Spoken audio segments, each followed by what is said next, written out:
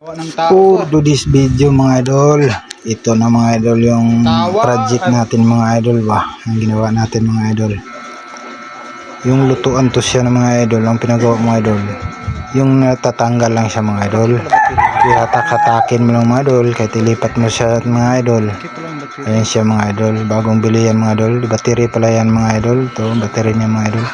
Salpak yan siya mga idol, yan o, kanyang tsura niya mga idol. Okay, ang ganda yung kala na yan mga idol. Kaya pinagawaan natin ng pre mga idol. Kaya yan, tapos nagawa ko mga idol oh. Pwede mo itulak lang mga idol oh. May gulong siya mga idol, di ba, napakalupit oh. Tapos lalagyan pa yan siya ng salamin siya paikot mga idol. Yung pinakapinto niya mga idol, ayan na mga idol oh.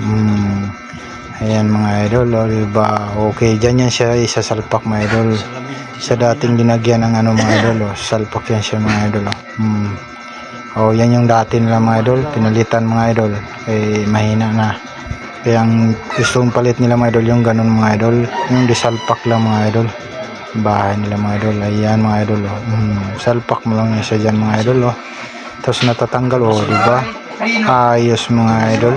Tapos may preno yan siya mga idol oh. May gulong siya, may preno para di siya mo takbo-takbo mga idol. Ito preno mga idol oh. Ayan mga idol oh, yan preno mga idol oh.